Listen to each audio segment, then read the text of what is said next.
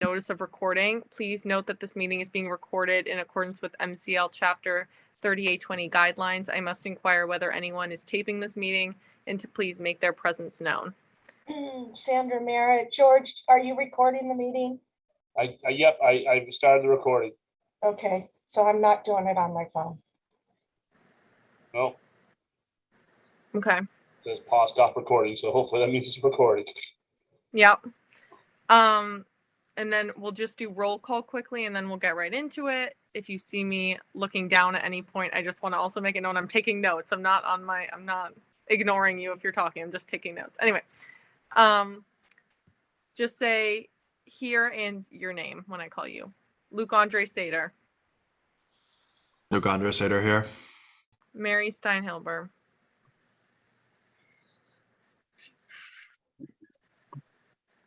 I know she said she might be a little late, so that's okay. Cam Levesque. At the Grand Canyon. Okay. Piper Hunt. Piper Hunt here. Jaden Jeffries. Jaden's not here. Okay. Yeah, thank you. I can't see everyone, so you're gonna have to. Yeah, I'll help you out. Sorry, I was getting my Okay. notebook. No worries. Alex Arbogiev. Alex Arbogiev here. Okay. Eric Arbogiev. Eric Arbogiev here. Maddie Boyle. Maddie Boyle here. Lake O'Reilly. Lake O'Reilly here. Connor O'Reilly. Not here. Okay. Flynn Cajun. Flynn Cajun here. Isabel Rudy, I'm here. And Michaela Stamfel is not going to be here. So, okay, perfect. So now we're just going to act on the minutes of the past two meetings, I believe. So we need to act on the minutes of November the 8th and of another one, right? Is there another one we have to act on? Do we have October Sandra? 25th. October 25th. So can we act on those together or do we have to do it separately? You should do one at a time. Okay, so let's act on the minutes of October 25th first. Can someone make a motion? I make a motion to accept the minutes of October 25th, 2022. I second. Perfect. Okay, so let's go down the list again. For all of our guests, I'm so sorry. Over Zoom, it takes a little bit longer because also- we have to. Also, Mary just showed up. Okay, hi, Mary. Excuse me a second. Izzy, just a reminder, when someone says I second, something like that, please say your name so that I don't lose who's making the motions, okay? Oh yeah, that was Lake. Sorry. Yeah, I caught that, but just thank you. Okay, so we are going to have to go through the names again twice, so just bear with us really quickly while we do this. Zoom is definitely more of a process, but here we go. Acting on the minutes. Luke Andre Sater. Yes, Luke Andre. Mary Steinhilber. Mary Steinhover, yes. Piper Hunt. Piper Hunt, yes. Jaden Jeffries. He's not here. Oh yeah, sorry. Alex Arbogiev. Alex Arbogiev, yes. Eric Arbogiev. Eric Arbogiev, yes. Maddie Boyle. Maddie Boyle, yes. Lake O'Reilly. Lake O'Reilly, yes. Connor's not here. Flynn Cajun. Flynn Cajun, yes. Isabel Rudy, I vote yes. And Michaela's not here. Okay, perfect. Unanimous. October 25th minutes approved. Moving right along. November 8th minutes. Just same thing again, guys. Can someone make a motion? Say your name.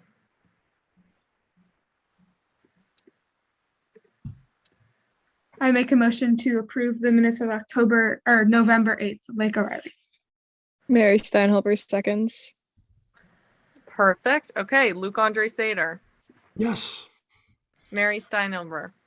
Yes. Piper Hunt. Yes. Alex Arbogiev. Yes. Eric Arbogiev. Eric Arbogiev, yes.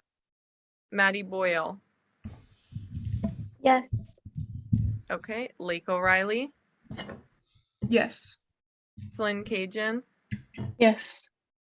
Isabel Rudy, I vote yes. And unanimous, November 8th minutes are approved. So just quickly, I want to say thank you to the people we have here from Silent Spring. Thank you so much for coming. We really appreciate you joining us and are excited to hear about what you're doing and how we can possibly help. And to our potential new members, hi again. This is a more complete commission this time, so hopefully you can get a good idea of how a more normal meeting runs. So thank you guys again for coming. But should we just move, George, can we just move Silent Spring up to the front? Would you guys rather sit through kind of a longer meeting? It's totally up to you guys if you want to. No, Start off, or- I'd move them to the front. So they Okay, get yeah, going so on. you guys can go right ahead. I thank you guys again for coming, and we're here to listen and ask questions. So if you guys want to introduce yourself, go right ahead.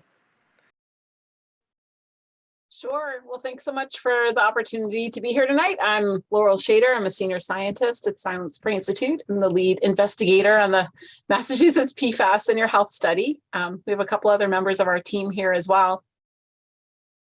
Good evening, everyone. My name is Cheryl Osimo. I am the Executive Director of the Massachusetts Breast Cancer Coalition and one of the co-founders of Silent Spring Institute, and very proud to be working with Dr. Shader on this important CDC study, along with Betty Ann Beavis from Mass Breast Cancer Coalition and Abby Blind, who is with us this evening as well. And it's so nice to see some of our new friends here this evening. Luke, Andre, thank you. And for all the other students that joined us at Town Hall. Thank you. Betty Ann? Hi, everybody. I'm Betty Ann Beavis, and I am, like Cheryl said, I've been a volunteer for Mass Breast Cancer Coalition since 2003, and have been active helping to recruit people for this study that Silent Spring is doing. And I'm Abby Blind. I'm a postdoctoral research fellow at Silent Spring. I have a background in toxicology, and I'm helping out Laurel with various aspects of the study. So thank you for having us here very much. All right, great. Yeah, it was terrific to meet Luke and other students from Barnstable High at the info session that we had last week, and really energized to be here tonight. I'm just curious, before I start sharing slides, who here has heard of PFAS before or knows something about PFAS? See some hands going up. Okay. I have. Okay. And I know it's been a topic of discussion, certainly in the town of Barnstable, and Luke had mentioned that there some students had worked on a PFAS video as well. So I'm not going to spend too long giving an overview of PFAS, but I will tell you a little bit about the chemicals. But more importantly, I wanted to tell you about an important CDC study that's underway right now in Hyannis. And I wanted to tell you why the study is important, why it's important for the youth of Barnstable to get involved, and love to walk away from this meeting with some ideas from all of you of how we can better reach you and other people in the community, and maybe some ways that all of you can help us get people into the study and share information in the broader community. So I'm going to share my slides. Oh, host disabled participant screen sharing. You might have to be made a host, maybe. Okay, Yeah. boom. Yes, Perfect. Thank you. you're welcome. All right, so so I'm here tonight to talk about the Massachusetts PFAS and Your Health study. So a few key points before I get going with the details.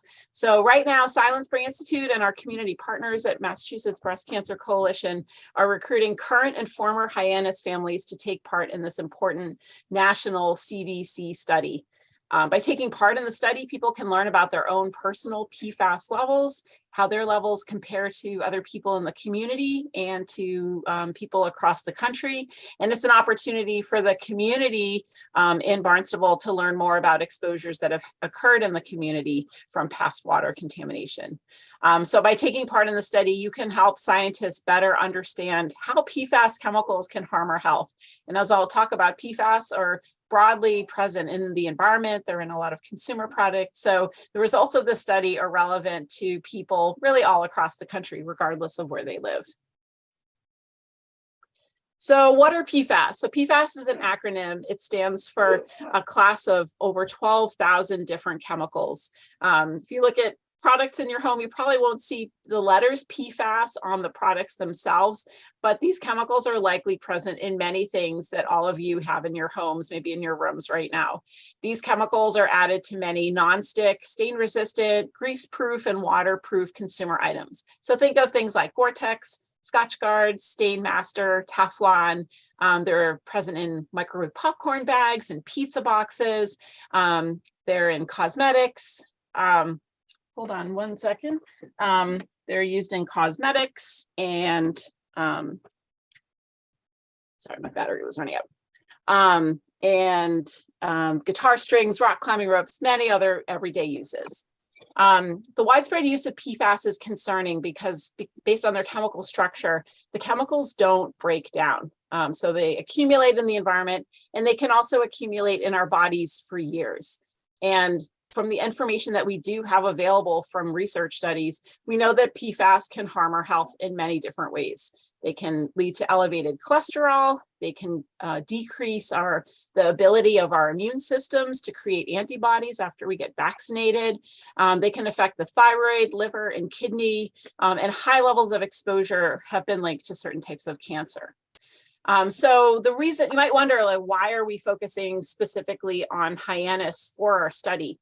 So the Hyannis public drinking water supply used to have high levels of PFAS. So I mentioned a whole bunch of other uses of PFAS. They're also present at high levels in a certain class of firefighting foams.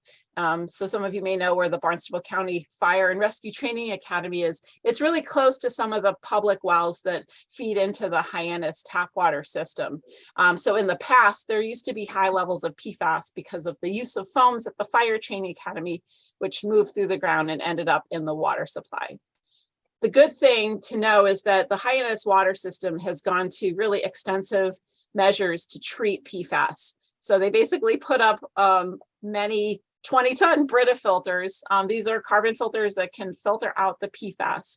So that's the good news. Right now, all the water feeding into the Hyannis water system is being treated. But the goal for the study is really to learn what we can from the exposures that happened in the past. So now I'm going to talk about our study within the context of a broader study that we're just one part of. So the CDC, which is the Centers for Disease Control and Prevention, is funding and coordinating what they're calling the multi-site PFAS health study. So their vision for the study is to fund research teams in different states to work with local communities that have experienced contamination of water supplies. So Silent Spring Institute, together with other researchers from Harvard University and with our community partners at Massachusetts Breast Cancer Coalition, is one of the 7 projects that's funded under this broader study. And you can see on the map the 6 other states. And so big picture, the goal for our study is to improve our understanding of how PFAS chemicals can affect our health. While there's a lot that we do already know, there's still a lot that we don't know. So our part of the study, one of the 7 projects, ours is called the Massachusetts PFAS in Your Health Study.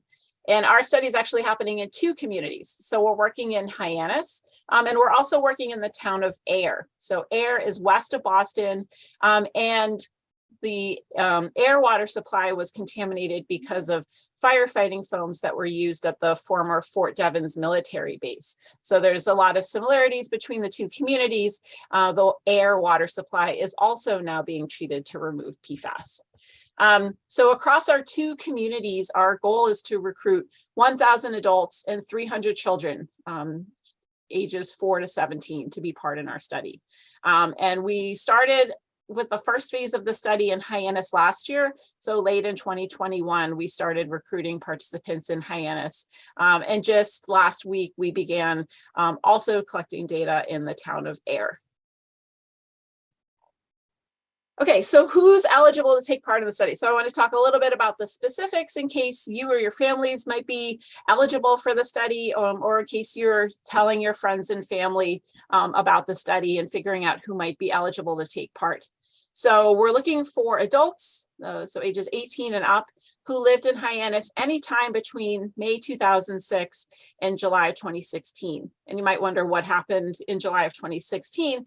And that's when the Hyannis water system took some pretty important steps to lower the levels of PFAS in the public water supply. So we are trying to find people who might have been exposed to the water before that point in time.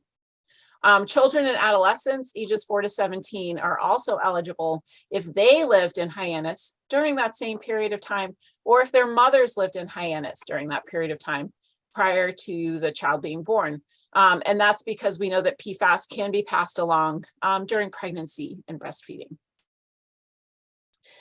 So you don't have to live in Hyannis now, as long as your family lived in Hyannis during that period of time. And if there are more than one people in your family who are interested in taking part, they can all be part of the study. One piece of the study is to try to estimate each person's exposure from drinking water over time. And one of the criteria that CDC decided on for the study was that they didn't want to include people who might have had really high exposures through their work. And so this includes people who maybe worked at a 3M or DuPont plant where these chemicals were manufactured, and also firefighters, because they could have been exposed to PFAS in the foam or through the protective gear that firefighters wear during emergency response. So maybe you're curious, like, okay, if I do sign up for the study, what's involved with being part of it? So there's two for adults and 3 for children, different parts of the study. So one part is to come to our office, which is currently at 171 Main Street. And it's a lot like going to the doctor. So we do collect a blood and urine sample, and we do some body measurements, most of which are pretty routine, like height and weight and blood pressure. And then we have a questionnaire, and for children and adolescents, it's the parents and guardians that fill out the questionnaires. And the questionnaires ask about things like where you've lived and worked over time, some questions about your water consumption patterns. So do you typically drink bottled water or tap water? Do you have any water filtration in your home? And then we have some questions about your health history. And then for children and adolescents ages 5 to 17, we have a second office visit where we ask you to come back and we do some neurobehavioral tests. So this is designed to better understand whether PFAS chemicals can affect things like learning and memory and attention. So it's usually it's pretty fun. It's some vocabulary exercises and drawings and puzzles and games. So you might wonder, okay, so if I do take part in the study, what are you actually going to measure? So one of the important things that we want to know about is the levels of PFAS in each participant's blood. And that's because the higher exposure you've had, the higher levels of PFAS are present in your blood. So by measuring that, those chemical levels, that tells us sort of who had higher exposures and who had lower exposures over time. We also do some routine lab tests. And so these are things that might happen during a trip to your doctor. So these are things like cholesterol, blood sugar, thyroid hormone levels, liver enzymes, and others. And then as part of our study, we're also doing some additional sort of newer tests. So not routine tests, but some new tests to tell us more about additional PFAS chemicals, to tell us more information about certain types of cholesterol. And then something that has evolved over the course of our study, of course, is COVID. And I mentioned before that one of the types of health effects linked to PFAS is immune system suppression. And so there's concerns that people who've had higher PFAS exposure might be more vulnerable to COVID, and the vaccines potentially could be less effective. We don't know yet one way or the other because COVID is so new, but that's one of the things that we hope to learn from the study. So if you're thinking about taking part, you might say, okay, well, what's in it for me? And, I want to help science, but, I'm also pretty busy. So, what do I get from being in the study? So, we certainly hope that you would get the satisfaction of taking part in this study. Again, it's a really visible, important study. There's going to be hopefully 10,000 people in the study all across the country. So you can feel good to know that you're part of that. And these chemicals aren't just found in certain communities that have had an issue with the water supply. Testing by the CDC has found that over 99% of Americans have PFAS in our blood. So what we learned from this study really has some far-reaching implications. We also are able to provide gift cards, so adults can receive up to $50 in gift cards for completing all parts of the study, and children can receive up to $75. And then you also get the results of the tests that we do, the routine lab tests. We can typically provide those results within a month. And if there's anything that's kind of out of the ordinary, you can bring that to your doctor and ask them any follow-up questions. The PFAS samples have to go to the CDC lab in Atlanta, and they are running samples for a lot of different studies. So it's going to take longer for us to be able to receive those results. And I just wanted to show a picture or highlight the picture there of Betty Ann Beavis, who's on the call tonight. She's our star recruiter from Massachusetts Breast Cancer Coalition. And we can talk a little more later about all the ways that we've reached out to the community. But Betty Ann's been doing a great job of being present at grocery stores and all kinds of community events to help talk to people about the study and collect their contact information if they want to take part. So we had set a goal for ourselves of recruiting 700 adults and 200 children in Hyannis. Again, overall, we're supposed to get to 1,000 adults and 300 children. Hyannis is about twice as big as Ayer, so we thought we would aim for about 2/3 of our study participants to come from Hyannis as well. So the good news is that we've had over 200 people total take part in the study so far, but we're still obviously pretty far from our goal. So we'd love to have your help in getting the word out and reaching more people in the community to encourage them to take part. So if you want to learn more about the study, you can visit our website. You can send us a text message or call us. For those of you who are ages 17 and under, we would need to talk to your parents or guardians to take part in the study. And you can also send us an email. We sent out 2 rounds of postcards. So for those of you who live in Hyannis, you might have seen this postcard show up in your mail earlier this year. So I really wanted to be here tonight to ask for your help in getting the word out in the community. So if you or your family have lived in Hyannis, we'd ask you to really strongly think about taking part in the study. Every participant helps us towards reaching our goal. But even if you haven't lived in Hyannis, you can still definitely help us too. So you can tell your friends and family about the study. We have a new Instagram account as well as a Facebook and Twitter account, so you can share information on social media. We're looking into ways for you to be able to get community service hours for helping us with recruitment in the community. This could include tabling, like at the rec center. Betty Ann's going to be at the holiday stroll on December 3rd. So we're going to have some crafts for kids and an opportunity for parents to talk with us about the study. And then school events as well, if we're able to get permission. We haven't yet been able to be at school events, but we know it's really important to be able to talk to people about the study and have that in-person presence. So we'd love to find ways to make that happen. We're also gearing up to do some door-to-door canvassing. So that could be another way that you could help with the study as well.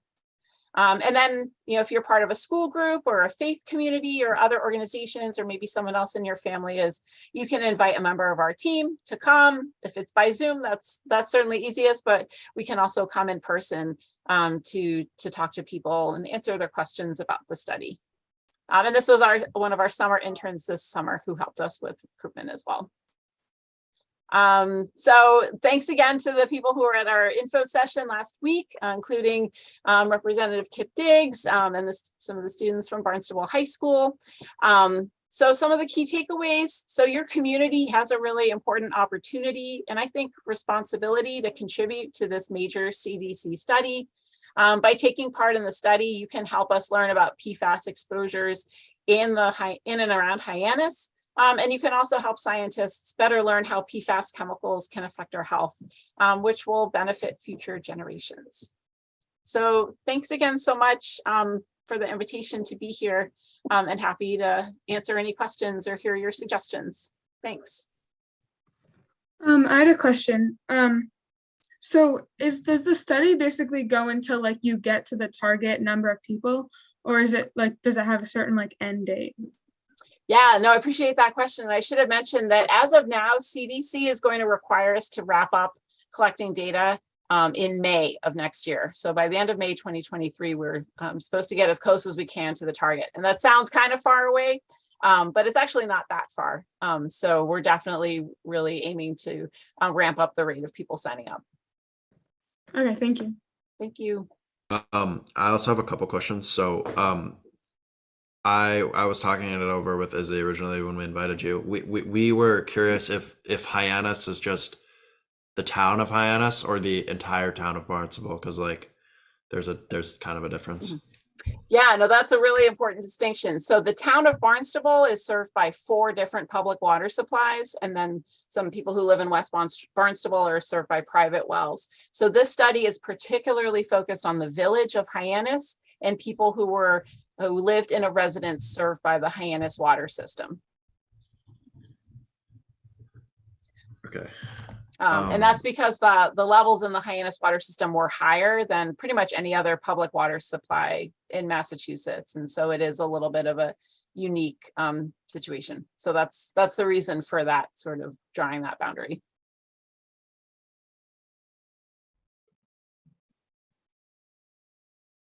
Got it. Thanks. Yeah.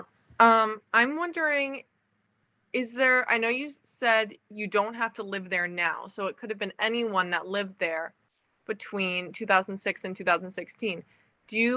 Have you figured out a way to contact those people that lived there during that time period? Because I mean, I'm not exactly sure the like the amount of people that live in Hyannis, but a lot of it is very like commercial. So I guess my question is in 2 parts.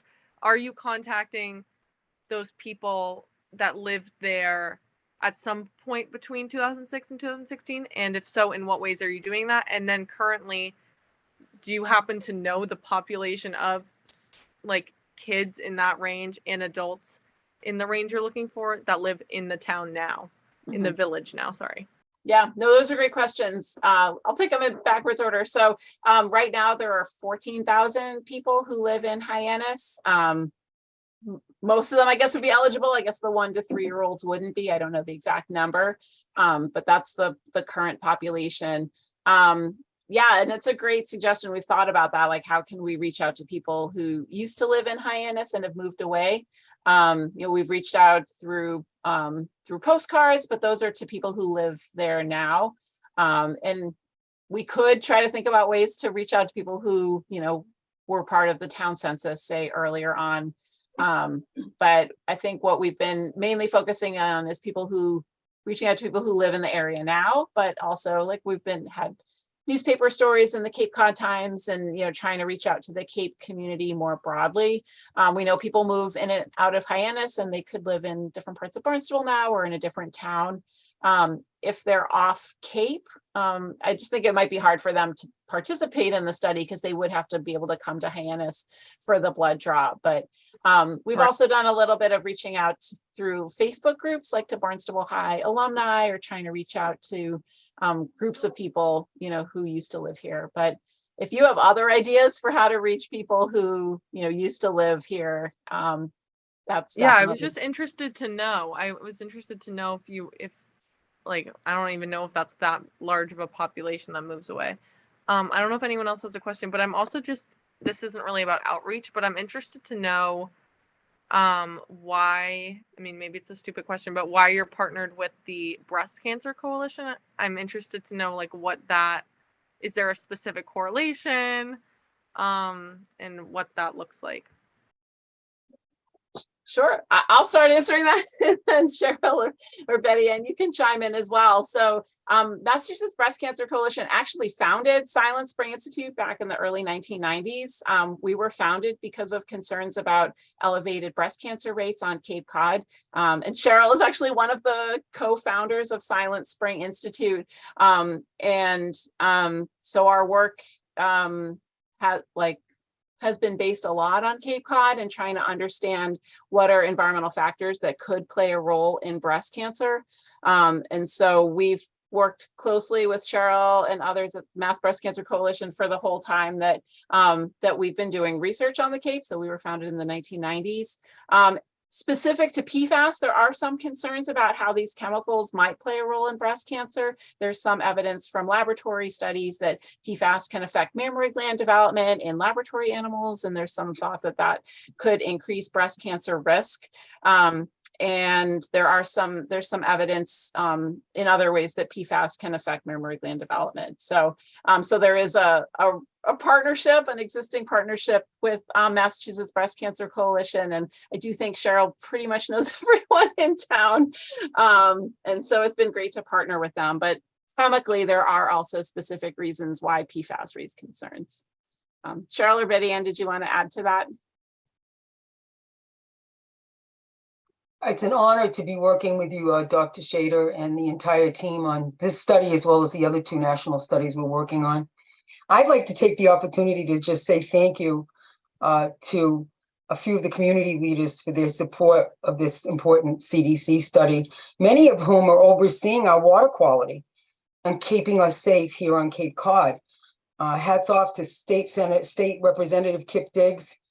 He was with us at Town Hall last week. Thank you, Representative Diggs. George Noonan for allowing us to be here tonight, for caring. Our entire town council, Jen Karen, your science and curriculum coordinator at Barnstable High School. And of course, Hans Kaiser, supervisor of the Hyannis Water System. Mark Ells, our town manager, and Dan Santos, our DPW director.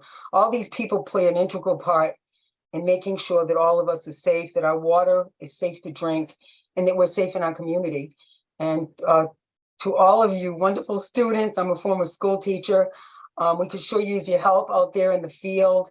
Betty Ann could use help on December 12th, manning a table, greeting people, helping with explaining what we're doing with this study. You can actually feel comfortable in knowing that this would be a great community service project.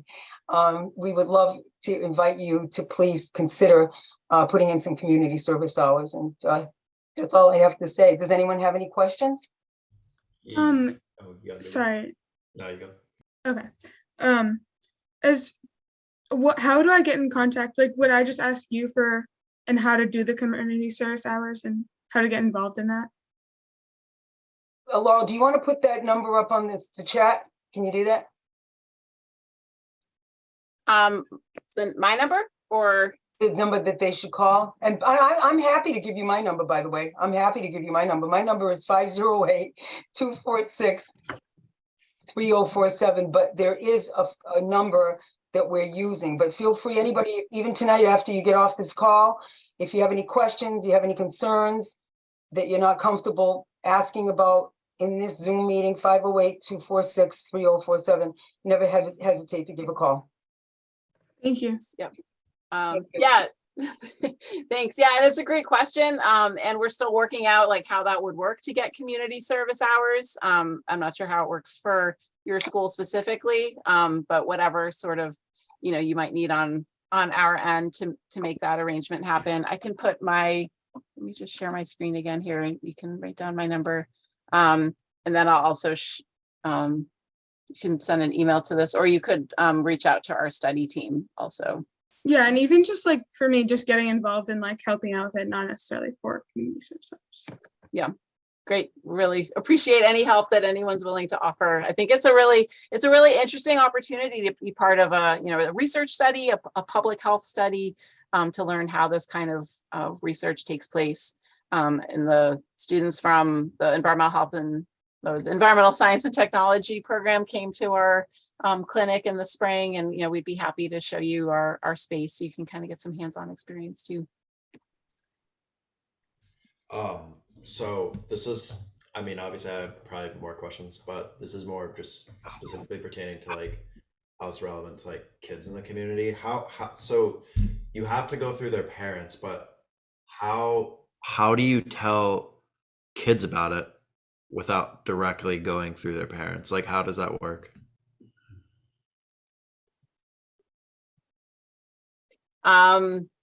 Yeah, I mean, I think that's one of the reasons we're excited to be here. If there's ways for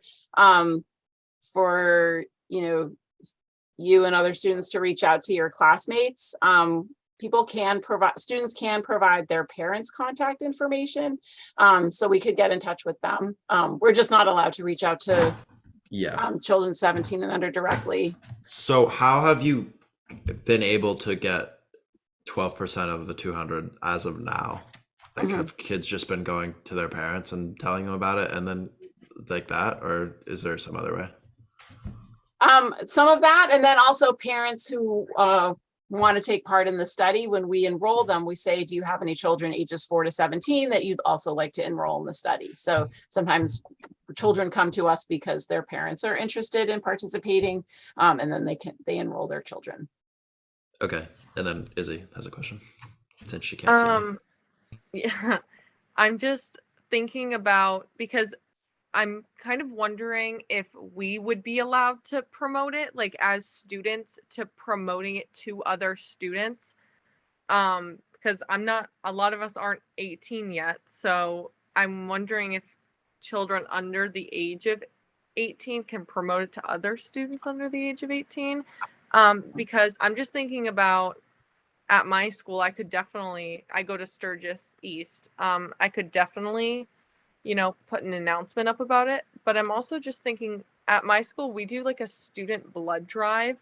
Like, obviously it's like through Cape Cod Healthcare, but a lot of students partake in it. Like, you need to bring some form of ID and like a signed paper. But like, we do have student blood drives, and I don't see how it would be totally different from that. So how are they allowed to promote that? Like, how is my school allowed to promote that, but you guys aren't allowed to promote this? That's kind of my question. Yeah, that's a great question. And in terms of how you could reach out to other students to let them know about the study, you could definitely hand out flyers, and that's we have had some of the schools hand out flyers to all the students in their schools. I think that this could be a little bit different because it's a research study, so it is a little bit different. We have a lot of restrictions on collecting people's information. There's a whole really strict protocol that we have to follow in terms of keeping people's identity confidential. And so we asked them, the CDC is the one that's providing us with that guidance. And so they're the ones that that said that we couldn't necessarily contact minors directly, and just so I think that could be the difference. And I don't know for the blood drive, if your parents had to sign a permission form or something like that. So there's a lot of restrictions on schools and how students can be contacted and things like that. But because we have these, Luke, do we have a PFAS video? I'm trying to, is that something that we said? So so we have that. Like, would we be able to present that and then say, hey, if this is something you're concerned about, you can take part in this study? Or would that be breaking the CDC's research study guidelines if we, as people you've passed the message on to, were promoting it to students, minors? I think what you just described seems perfectly okay to, share information, to, let people know about the study, and then you can hand out materials. And like I said, we can collect information for for students who are 17 and under. You can write down your parents' contact information or email address. So I think there's definitely ways that would be considered acceptable within the kind of the rules that the CDC has set out in terms of getting the word out and raising awareness about the study and about PFAS in general in the community. Cheryl, I don't know if you have anything to add as well. I'm excited to see this video that you have. I mentioned it to Luke Andre at the town hall, we have a series of free online modules at the mbcc.org website, which, by the way, we were just, someone from Sweden just reached out to us to ask us if our materials, our Let's Talk Prevention materials that are in 11 languages, if they could be translated into Finnish and Swedish. But that's besides the point. I think there would be a spot on our, I'd like to think there's the area on our website that we could make room to add this wonderful video and to help educate people. And I invite you to go to the website and check out the online free modules for high school, junior high, and elementary, and the Let's Talk Prevention materials. And I'd like, after I check out the film, I'd ask Laurel to review it. And if it has to be tweaked, we could tweak it. But we want to work with you. We really do want to work with you. We want you to be a part of this team. This team was pulled together by Centers for Disease Control. Many people applied for this grant, and this group that we're working with Dr. Shader is part of a 7 multi-site study in the country. So it's really a very prestigious study to be involved with, and certainly something that would be impressive to put on your resumes when you're applying to colleges.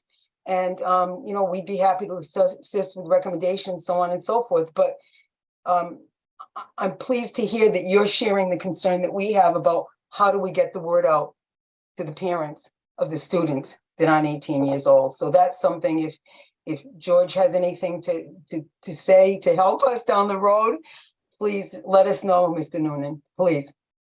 I definitely think we will. Lake has a question, so I don't want her to get lost in the shelf with you. Thank you. So it's not really a question, but I was just going to talk about, so on the Youth Commission, we have an environment subcommittee that we haven't really done too much with yet this year. But I'm the head of that subcommittee. So if we want to kind of start running that up again, then we could that subcommittee could like partner with you guys to figure out how we could use the video we already have or what we could do to change it. Yeah. Mm-hmm. Yeah, I love that idea. Is the video online somewhere? I don't actually have access to it. I just reached out to the former chairman. I just asked him where we could find it. I don't know It's if not, Izzy, you know where it's it is. not But online. We never ended up really doing anything with it. I don't think we just made the video, and I think we like had intended that we wanted to get it into classrooms, but never kind of got on that. We have a few other videos too that relate to the environment, and we were gonna do kind of like a whole presentation. I just don't think we've done that yet, so that could definitely be something that we could grow to do this Youth Commission year. So yeah. How exciting. Yeah, that's great. I mean, there's also other films we could show, like if you wanted to have a film event. There's a Hollywood film, The Dark Waters, with Mark Ruffalo and Anne Hathaway, which is about PFAS in a community in West Virginia that had contamination from a DuPont plant. So I'd love, like, if the environmental committee wanted to plan that kind of an event, it's a good kind of conversation starter. Yeah. Do you know where it's I not could quite find the same. Yeah, I mean, you can watch it on Netflix. I think you can find it online. It's actually a really good movie. And The Devil We Know, right, Laurel? Right. So earlier there was a documentary film called The Devil We Know, which talked about the same community, and then Hollywood made a different version of it about the same community. So you kind of get two different perspectives by watching both. But it's really eye-opening for people who haven't heard about PFAS before. It's not exactly the same kind of situation like we have in Hyannis, but it's a really important opportunity. It's a great way to kind of start a discussion about these chemicals, and people like to go see movies. So it would be great to plan an event around that, or yeah. I'm just thinking about it, and recently, I know this is kind of far from Hyannis, but the Cape Cinema in, I want to say I'm forgetting, Harwich maybe? I don't know if that's right. Presented there. Laurel has presented there, right, Laurel? You guys have, because recently in Chatham? It's not Chatham. It's I think it's Dennis. No, it's Dennis. Oh. Dennis. Okay. Thank you. Yes. Oh, really? Recently, they just got a grant. They're like officially a nonprofit now, and something they're doing with that is they're showing movies in conjunction with other nonprofits. So like recently I went to see a movie there with Love Live Local, and they were showing a movie called Hello Bookstore, and and they were trying to promote their nonprofit. So I'm wondering if you could do a similar thing and maybe show this movie at the Cape Cinema. I know it's kind of far from Hyannis, so I don't know about that, but you could definitely promote it to people in Hyannis to go to this location, just because they are showing these movies, just to promote, you know, local happenings. So I'm wondering if you could get in contact with them, since they recently just became a nonprofit that is doing stuff like this, in order to show that movie. But that's definitely something that you could discuss in the subcommittee if you wanted to do something like that. And Yeah, then That's a really good idea. That's a Yeah, good suggestion. I think Lake, what we should do is try to come up with some sort of event in Hyannis. I was thinking along the same lines as Izzy about showing that movie. Maybe Yeah. doing like the Barnstable Community Center, where they have a large room where we could try to do something like that in there. Yeah, And that's it right. could be something the subcommittee could do. We can have you guys sit up there at the table and put it up there as a community event. So definitely something look into doing. Yeah, if there's any members of the youth commission that want to join the environment subcommittee, because we only have 2 members right now other than me. Yeah, I was gonna say we could combine this with the public health subcommittee since it's like very similar interests. Okay. If anyone Well, from not. I feel like it wouldn't might be do it- easier to have 2 different subcommittees, to be honest. Yeah. yeah, no, I'm not saying combine them. I'm just saying like we could work together Oh, on for it. this. Yeah. Yeah. We're together on the specific thing. Yeah. Okay. Yeah. But if again, any volunteers to join at the moment? I'll right. volunteer, Lake. Oh, thank you. Okay. And then So right now we Boyle. have If Mary, like not another Jaden. person. Who else? Maddie Boyle. Maddie. And then Yeah, I can also join. me as well. Okay. one last thought, may I? Just one quick last thought. I envision showing a film and then showing clips of your film and having a panel with students on the panel, with Dr. Shader, inviting the community, not just parents and the overall school, you know, all the schools in Barnstable, but, you know, the community, the entire community. Maybe have Representative Diggs on the panel, sharing his perspective as a state representative, a scientific perspective, students' perspective, a teacher's perspective. Okay, let's get started. That's all I have to say. Yeah, that's really okay. So you were thinking like, so we do our film and then, I mean, do we do the film, then we do our film and then a questions panel kind of thing? I'm thinking show a professional film that's ready to go. Check out your film. The world debut of your film. Well, we could do your film if it's ready. We don't know, but we have to check out the film and then come up with a good plan. Okay, great. We want you to shine.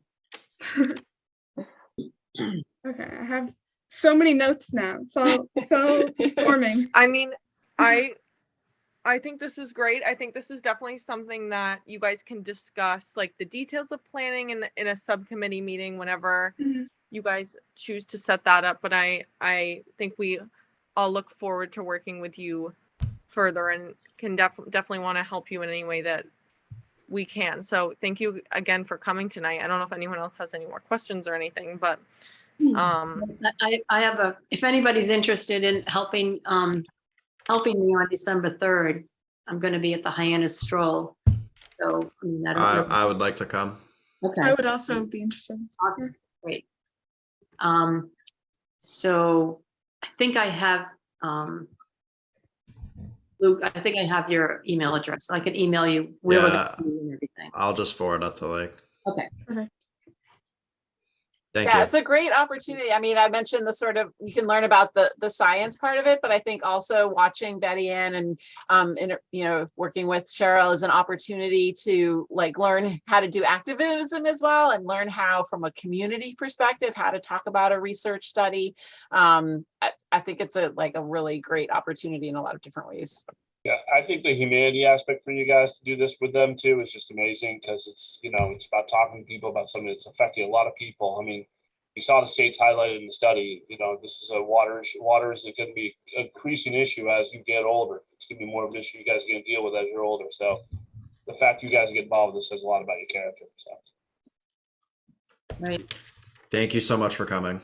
Thank you so much. Yeah, thank Yes, you. Thank you so much. Thank you guys. Happy Thanksgiving. Happy Same Great to you. job. Thank you. Thank you Thank so Happy you. much. Thanksgiving. Thank you. Bye. All right, so I'll just text the people who names I wrote down about when we can do a subcommittee meeting, probably sometime next week. Yeah, just And let me late- just let me know, like, don't let the iron get cold on this. So like, Mhm. you know, try to come up Yeah. with something pretty quick and we get You- it on Yeah. the books next week. 'Cause You also, I have to get it posted with 72 hours notice. Oh, Alright? yeah, okay.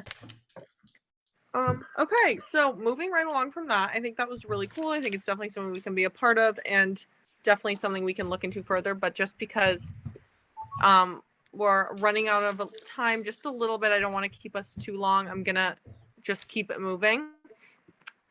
So next thing we had was just the discussion on the substance abuse forum, wrap up what went well, what didn't, what we may have changed. If you were there, thank you for coming. I am very interested to hear your thoughts. If you haven't said anything tonight, I would love to hear your voice. So anyway, just Luke, be my moderator, please. I cannot see any. Yeah, man, I got you. Flynn. I wasn't at the one last year, but I feel like kind of like publicizing the forum, we could have done a better job at because there wasn't that many people there.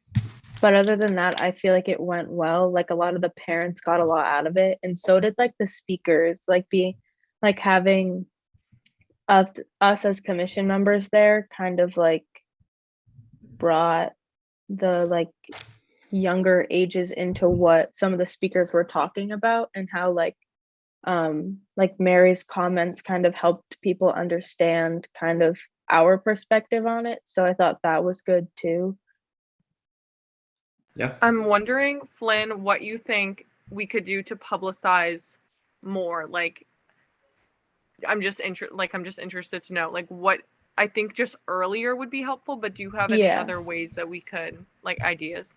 I don't know if like we can, but like put something on like Facebook about it, because I know that a lot of parents use Facebook, and that would kind of like be helpful, and print out flyers to put in the lobby of the HYCC, because a lot of parents and their kids will go through there, and kind of like for hockey, because that's starting up, a lot of parents will just sit around and not know what to do, so they look through the flyers in like the wall, and so that Yeah. could kind of Yeah. spark interest. For sure. George has his hand up. Yeah, I think the content of the forum was very good. I thought BPD was excellent. You know, I'm not just saying that because Gino and Jeannie are here, but I thought they were excellent. Especially, I thought Dennis was great. I thought, Gino was great with the trailer. I thought that was awesome. I liked Deb, but she was very low. She was a low talker, so that was always hard to hear her. But I also thought the best part of Deb's presentation was her interaction with Izzy. And I think like that kind of focus back on a teenager was better for that. And it's kind of a shame because I actually thought B, even with just the way she asked questions during the thing, would have probably been a little bit better speaker than even Deb. So Mary has her hand up. Yeah, I agree with that. Deb is I did talk with Deb before the like the actual presentation, and she actually has like a lot to say. I know she's such a sweet person, but I agree with B definitely being like a better presentation person. I would love for Deb to go to the next one, just like to be there, because I loved talking to her, and I think I definitely learned a lot from her. Mary, man, you were like an honorary speaker. Oh, yeah, I talk a lot. Yeah, man. Nah, it's chill. All right, Kip Diggs has his hand up.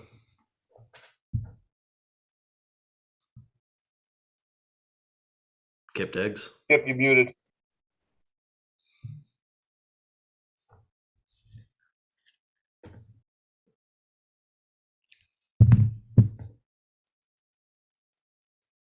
Hello, Kip Diggs. Maybe he wants to give Mary a high five. Probably. All right. Well, does anybody else have anything else to add? Oh, Gene DeRosso has his hand up. Man, this is a crazy feature. Hi guys. So we got contacts too for local radio stations that we may be able to get to promote it on some of the radio stations, morning shows or whatnot. Maybe have somebody sit in and do a talk with Kat Wilson, I believe that's her name, from Cape Country, excuse me, and just explain what the program is. That might be a good option too to get it promoted next That'd year. be so cool. Yeah. Sandra also made a really good point to me today when she said maybe we should plan it in the spring. Yeah. So if we book our speakers and stuff like that, we advertise it towards the end of the summer, and then we do our publicity tour. Then start at the end of summer. So when this event comes up in October, we're good to go. Yeah, I think that in the past, I don't exactly know what Patty does behind the scenes, but I don't know. Normally we start planning in the fall, but I think it would be a smart idea to start planning a lot of like similar events like this in the spring, because we're doing so much in the spring, but towards like the later end of the summer, less so. So I don't know. I Yeah, agree. I agree with Luke. Like the end of like spring is hard because there's a ton going on at the end of the school year, and I just feel like that's the last thing on everyone's mind is planning an event for the fall. But I think that yeah, definitely over the summer when we already know who the new chair and vice chair are going to be, and you can kind of already start planning that. I think that's a great idea. I would also just say like maybe just book the venue in the spring. Like we could have a subcommittee meeting in the spring, book the venue, book the speakers, and then we can just like have everything ready to go by the time it's fall. That way we don't even really have to figure out everything. So I think that's a good idea. And Kip Diggs has his hand up. Hey, bud. Sorry, Hey. guys. I don't know how to work my computer still. Nah, it's all right. Don't worry about it.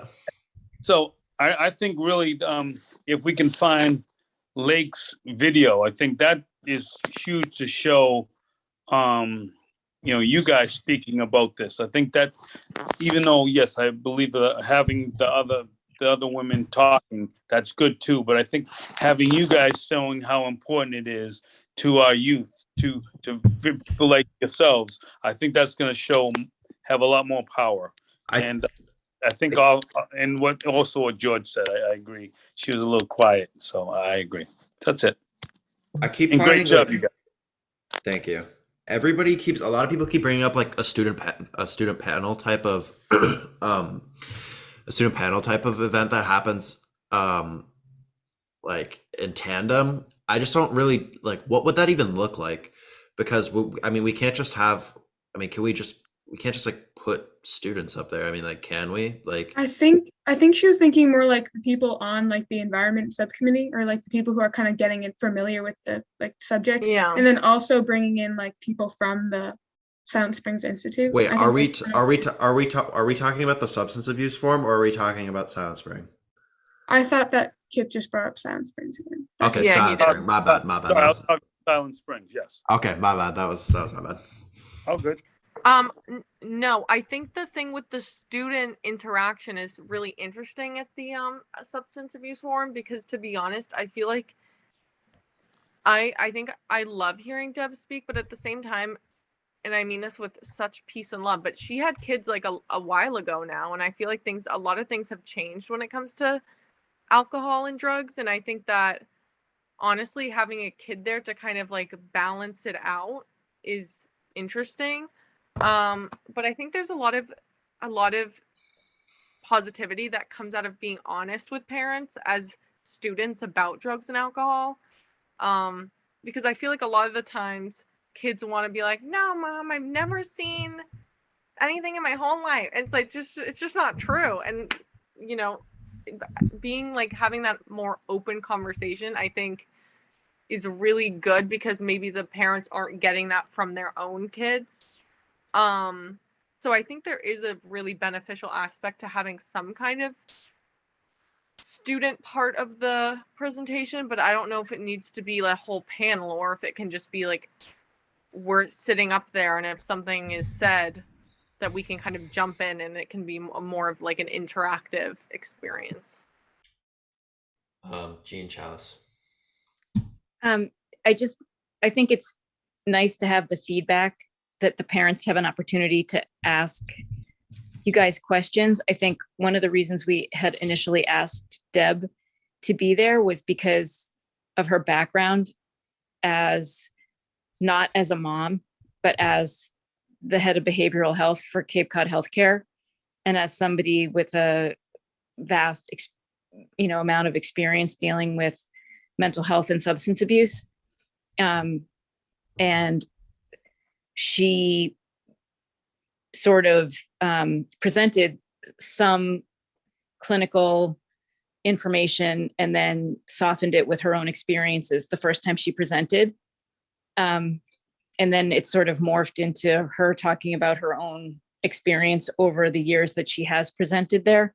But I think, you guys have to sort of decide what you want, whether you want somebody up there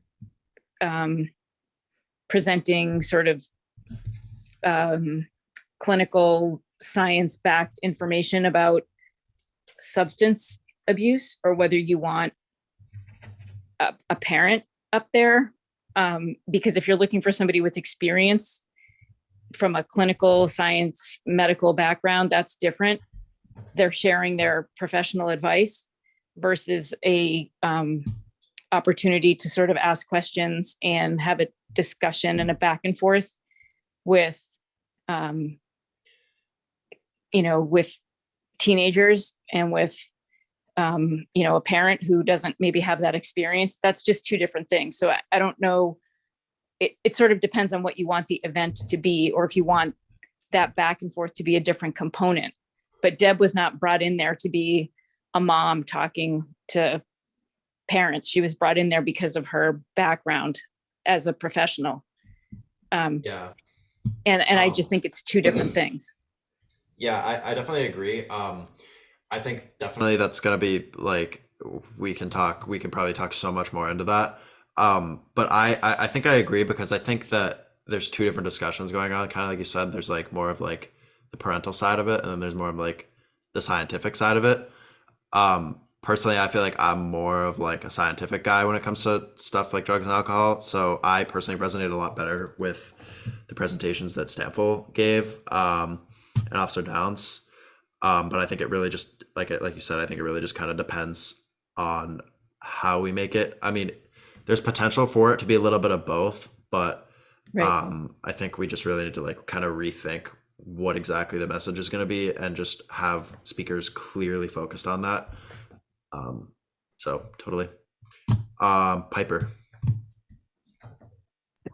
Okay, so like real quick, obviously I wasn't there in person, but my mom went, and she's been like every year that I've been on the commission, and she kind of had the same thoughts about Debsy Avola, about how like not to take away from what she talks about, because what she says is really important, and I'm glad I was able to hear her once.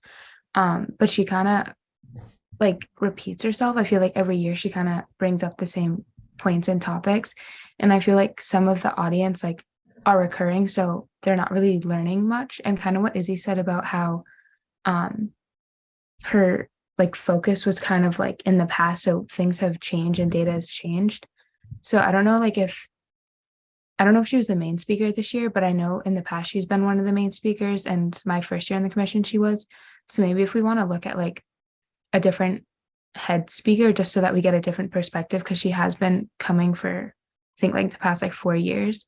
So maybe it's time to like bring in fresh opinions who might have more insight on what's currently going on in like this world. But Yeah, that seems like the general consensus, I think, from pretty much everyone. So No, that's a good yeah, I point. agree. Very good point, Piper. Mary, do you still have your hand up?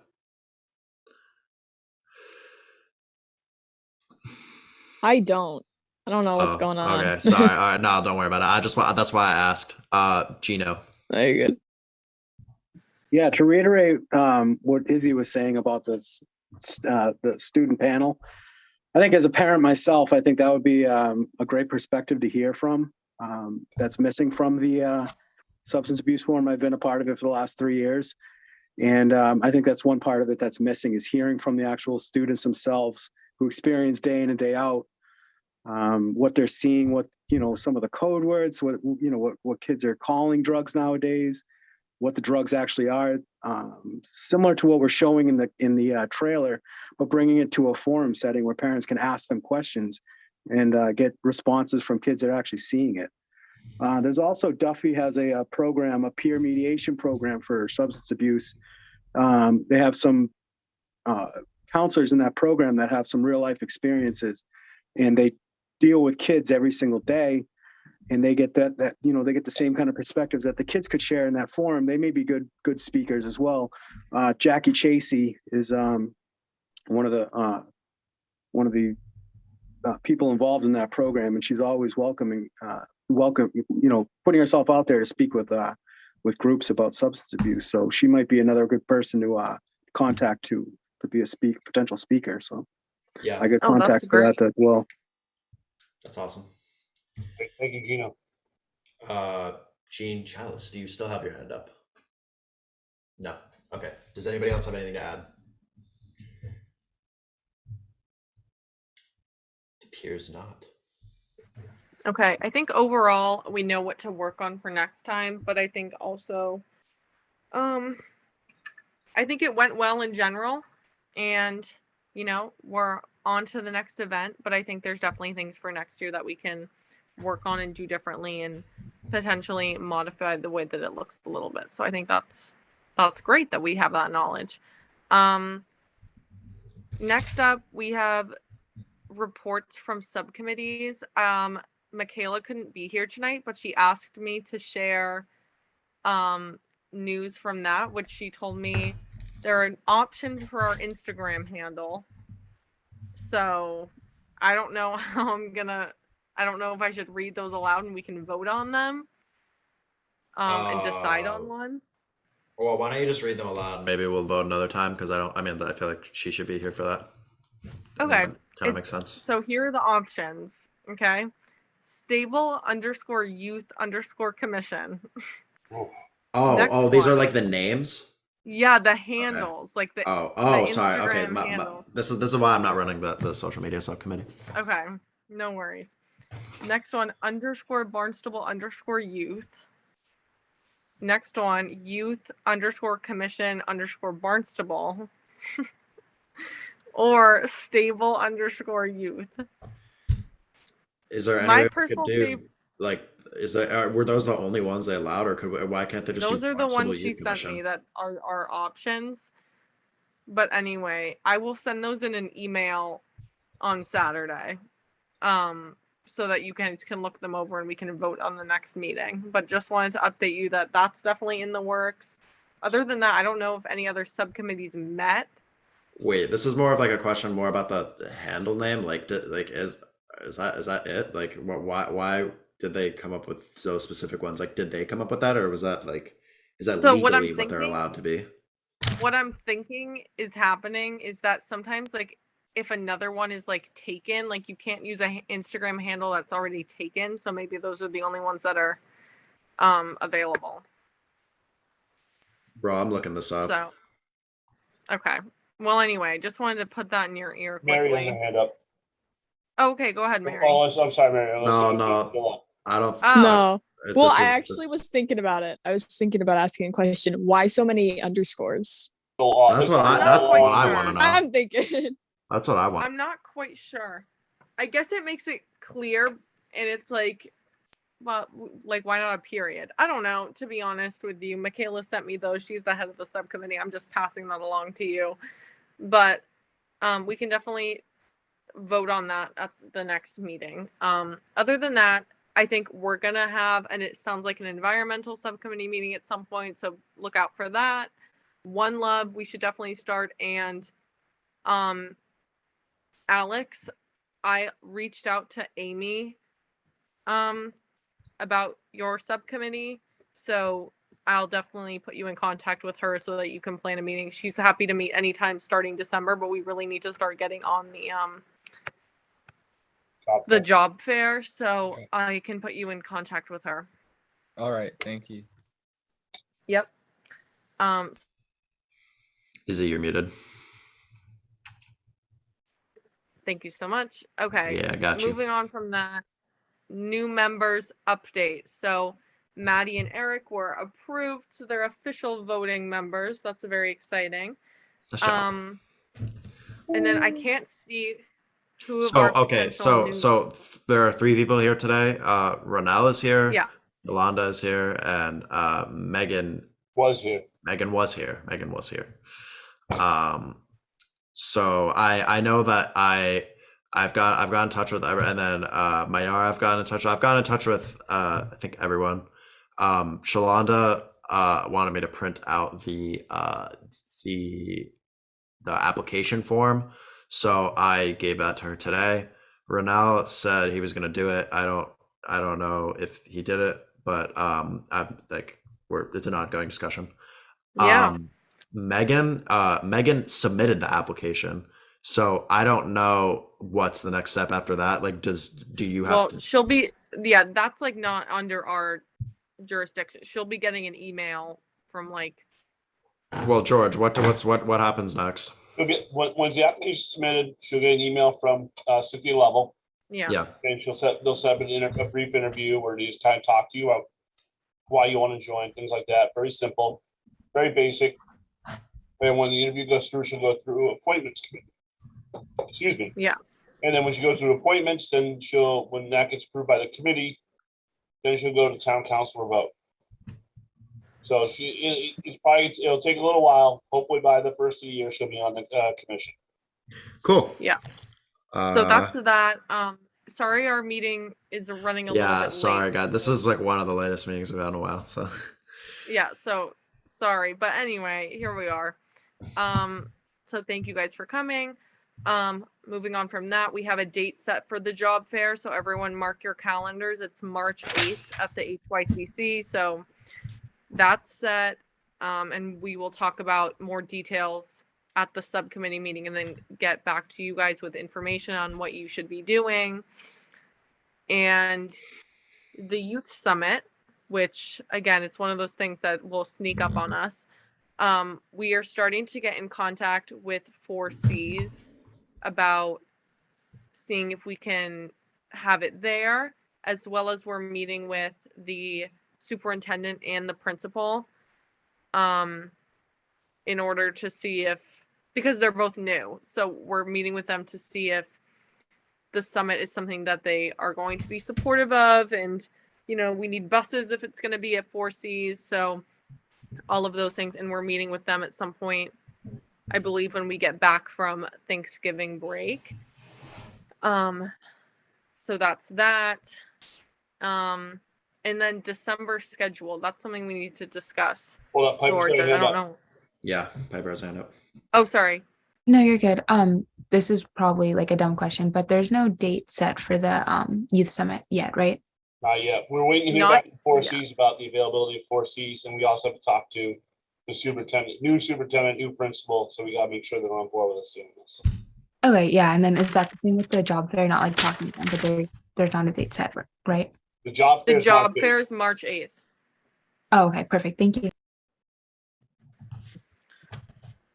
So that's that. And then George, what do we need to talk about the schedule? Like if we want to have a second meeting in December? Yeah, if you guys want to have a couple things. One, I'll go on vacation a week from Thursday. So I'll be gone from December 1st to December, I'm back on December 12th. Okay. So I got to post the agenda next Thursday before I leave, which means I also have to post any subcommittee agendas that are going to meet between now and then sooner than later. So like if you want to meet, or if Alex, you want to meet with your crew or whoever, send that to me over the next couple of days and send me the date when you want to meet, and I can kind of make up an agenda and send it off to the town clerk. All right. How do we do Zoom? How do we do Zoom meetings when you're on vacation? I will see if I can figure that out. I might be able to set it up over my phone. But we don't want you to have to join a meeting from your vacation. Well, I could be at a ride at Disney World. I could be in line into Disney World lines. Sometimes there's plenty of time in those lines. Sandra's shaking her head, saying, "No, don't do that, George." Man, he's got to figure it out. He's gonna do it. He's got to figure it out. Sorry, you're going to figure something out. Maybe you guys can even meet in person. Even one subcommittee can meet in person. Yeah. So I mean, yeah. If it comes down to it, but like if you guys can try to set something up before I go away, that'd be great. Yeah, so if you want to plan a subcommittee, tell George before he leaves on not this December Thursday, 1st. next Thursday, because do not contact him when he's on vacation. He's not going to set up a meeting for you. So we're going to hold you accountable if you're not setting up a meeting. If you don't set up a meeting by next Thursday, I'm just going to set a date for your subcommittee and then hope you show up to it, because we need to meet for these subcommittees. And if you are someone that is running them, you have to take accountability for that, and that's just that. So anyway, Kimmy's got a hand up. Kip Dix has his hand up. Okay. Real quick, I'm with you, George. I'm going away on the 1st, and I won't be back until the 12th. So. Hey, weird. Yes. But I'm not Are you guys going on They're going to vacation Disney together? together. They're going to Disney together. I wouldn't mind hanging out with George and Disney, but no, we're actually going to Cape Verde Islands. Oh, nice. Oh, I mean, Ooh, that's awesome. nice. Awesome. Never been. So I won't be around, but Well, to be honest, I mean, I've been to Cape Cod, but I haven't been to Cape got Verde. lost. I'm not sure that there's anything else for today, unless anyone has any matters not anticipated. I got two quick things. One, Sergeant DeRusso texted me or called me to say about a woman named Nicole Briggs that would like us to do kind of another prevention forum in the springtime, but it would be about cell phone use. Wait, Nicole Briggs. Who is that? Wait, who is that again? Wait, her name is Nicole Briggs. Does she work at Barnstable? She's gosh. I think she has a daughter that goes to Barnstable, so you probably know the last name. She's a parent for a Barnstable student. But we kind of talked about this, and I talked about it with Jeannie Chalice, and at one point we talked about maybe trying to do something about bullying and online bullying and like stuff like that. So it might be something to look into for that. And I see Jeannie's got her hand raised up too, so pass it over to her. So this wasn't about that. So I apologize. If you want to continue your conversation about that, I mean, I will support whatever you decide you want to do about that. No worries. We have good resources at the department about that. We have like a whole cybersecurity group of detectives that do a lot with that stuff. So we can certainly help if that's something you guys want to do. So why don't we mull this over, and I'll invite her to our December meeting, and then she can make her pitch to us, and we'll decide if we want to go forward with it. Okay. Okay, and then if we do, we can talk about it on the public health subcommittee again. Yeah, and then the other thing was, and this is very last minute, so you guys can all say no. So don't worry about it. Tomorrow's the rolling rally for Barnstable. Barnstable Recreation's got a float in it. You guys want to ride on the float with us? Oh yeah, I remember we had that last. Oh my year. God, that was so fun last year. So if you want to do that again, you're welcome to join us. I'll be driving the van over to the float about 10:45. The parade starts at noon from the transportation center, and not to brag, but we definitely have the best float in this parade. 100%. Wait, 100%, not even doubt. Wait, I want to take the van over because there's no parking there. So what time do I have to get to the rec center? Meet me here at 10:45 tomorrow. If you're gonna, think you want to go, wear your youth commission shirt. Wear your youth commission shirt. Okay, and guys, if you're a new member, you want to come to this, I got all the swag here, so we can get you all dressed up for it. We should definitely do this. Okay, does anyone know that they want to do this? I'm definitely gonna go. I would love to, but I have to clean my garage, and I don't think I'm gonna have the time to do that. So. Yeah, I know. I have a hair appointment. I know. I can't do it either. Sorry. I feel so bad, man. We were so excited about it, and I was like, man, I gotta clean my garage. It was fun last year. It was just cold. Hang out with you guys too, but I gotta drop off food and all that stuff, so I'm not sure if I'm gonna be able to make it. Yeah, I gotta I'm walk feel my kind of- fish. I'm gonna feel stupid being on it alone. You're gonna be there, Sandra has her hand up. Well, I just want, if you guys should see this float, I'm so excited about it. They got a boat and they broke it in half. So the ends are going up. There's a mast with a sail, and it said there's going to be a big banner that says "Sink the Clippers." Oh, that's so cool. I'm not Take a gonna picture lie, of that, please. that's awesome. It's I huge. better Luke, see you can't pictures. clean your garage. Luke, you can't clean your garage before or after. You have to do it during the 10:45 Hey, you'll be done by one. one time. I know the excuse. Fritz starts at 12, so you can get there like 11:30 maybe. If you get like dropped off. Okay, you So know for what? no parking. I'll get back to you on that. If I'll see if I can reschedule my garage appointment. Well, I would like someone else to come with me. to No, be that's honest fair. with That's totally you. fair. Is there But anybody? I will- Is there anybody? Is there anybody else who would like to be available for this extremely fun opportunity? Because I know. I would like to be available, but I've been waiting for this No, hair sorry, appointment for months. no. Sorry, I need to reframe that. It would be available. Yeah. Well, definitely Kelly will be there. Yeah, I'll be there. Madeline Noonan, Director of Community Service, will be there. There'll be some kids there. You know, Okay. Oh, Lake, volunteer Connor. Volunteer Connor. Huh? I said volunteer Connor. Yeah, that's a good idea. I'll volunteer. Yeah. I don't know if he's anything going on, but All right. If Connor says no, then let me know. I will try to be there if I. Okay. Does anybody else have anything to add? Gino did have his hand up at one point. Now it's down again. Yeah, I do real quick. Oh, go ahead, Gene. Oh, go for it. I'm sorry to keep you guys. So, Sorry.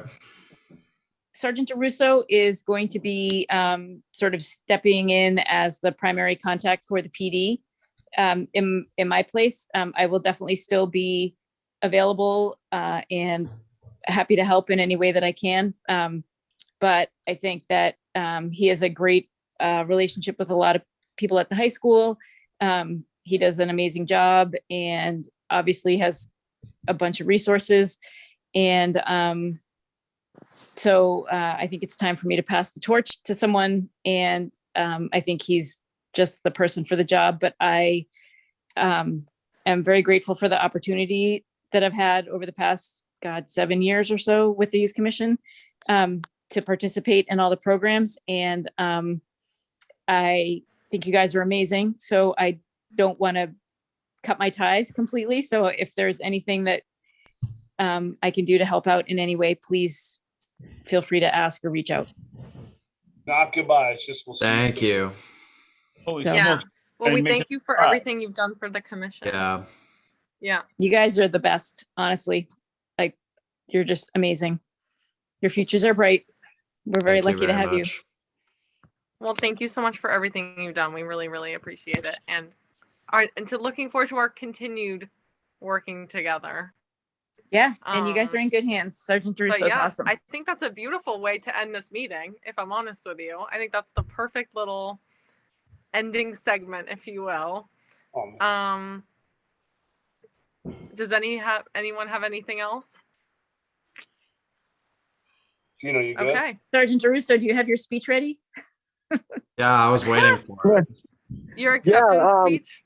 No, I just Hello? like Deputy Chief said, I am very impressed with you guys in the limited time that I've spent with you, and I'm looking forward to working with you guys. And if there's anything that you need from me, from the police department, I invite you guys to reach out to me. I'll somehow get my contact information out to you through George. But yeah, I'm here for you guys, whatever you guys need. Thank you so much. And we look forward to working with you. Yeah, and you guys as well. Yes. Amazing. Okay, so I think we need a motion to end the meeting if anyone's willing. Come on, Eric, make that motion. I would make a motion to adjourn the meeting. No, you got it, Lake. I second that. No, I don't. Why are you guys so eager to end the meeting? Like, Because this I'm isn't even. This so isn't even. tired. This meeting isn't even long. Like, Because it's 7:56 right now. All right. I Okay, really so want to who watch made the my motion? Luke's got a friend over too. She's walking back This and is forth. last year All long. right, Mary got it first, and like got it second, and I vote in favor and unanimous. Okay, wait. Okay, Luke Andre Sager. Yes. Thank you. Yes, Mary Luke Andre, yeah. Steinhilber. Yes. Piper Hunt. Yes. Alex Arbogiev. Yes. Eric Arbogiev. Yes. Maddie Boyle. Yes. Lake O'Reilly. Yes. Flynn Cajun, Yes.